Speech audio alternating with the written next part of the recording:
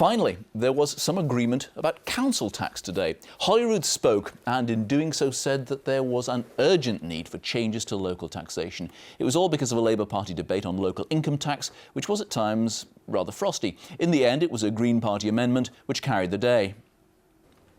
The amendment, submitted by Patrick Harvie, didn't pull any punches.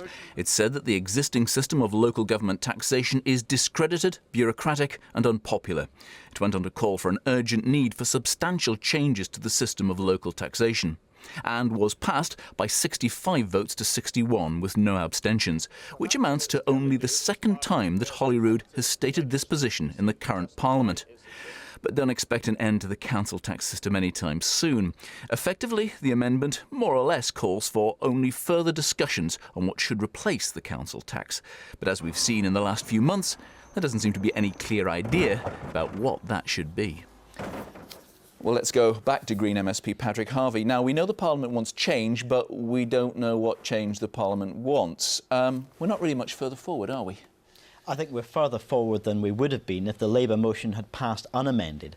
The Labour motion would effectively have left us with the same impasse, a Parliament that's almost precisely evenly divided between those who support an income-based alternative and those who supported up till now the status quo. My motion makes it clear that the status quo is unacceptable, and it also lays out criteria against which we should judge any proposal. Fairness, local accountability, reduction of tax avoidance, and that's important as well, and also social, economic and environmental criteria. Why is that important, the tax avoidance? Why do you say that's so important? Well, because one of the major criticisms that I have of the local income tax proposal, and others share this, is that it would leave some people at the very wealthiest end of society paying nothing, and it would give greater incentives to more people to end up in that situation. I think it's important that we ensure that a truly fair system means that that kind of situation not only doesn't exist, but isn't increased, and that the current SNP proposals do risk that. But you've got 5 parties, each seem to have a different idea, and because you can't agree on what form of, you know what you don't want, because you can't agree on the form of taxation you do want, you're going to get left with a council tax, aren't you?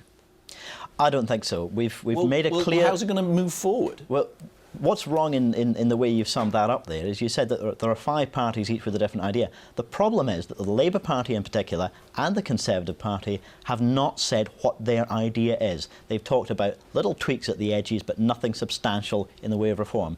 Today's decision makes it clear that those of us, myself and others, who support a property element but a fairer one, have to come forward with constructive and positive proposals rather than just naysaying what the SNP and the Liberal Democrats have to say. There are criticisms there, but we have to have something more positive. So who would you go in with? I mean, land value taxation is your idea. Whose ideas are closest to yours? Because that's probably not going to you're not going to win the day with your number in Parliament. Well, land value tax is, I think, a positive proposal. It's one that does satisfy the criteria which now the majority of Parliament has signed up to. And it's basically a fairer version of a property-related tax. So if those who support a property-related tax want to talk to us about how to build those ideas in, they can.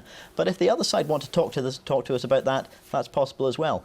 Land value tax is a positive proposal. If others have positive proposals, they should start making them. We can't wait another 3 years till the next parliamentary election before we resolve this one. Patrick Harvie, thanks very much indeed. Thank you. Let's take a look at some of the newspapers.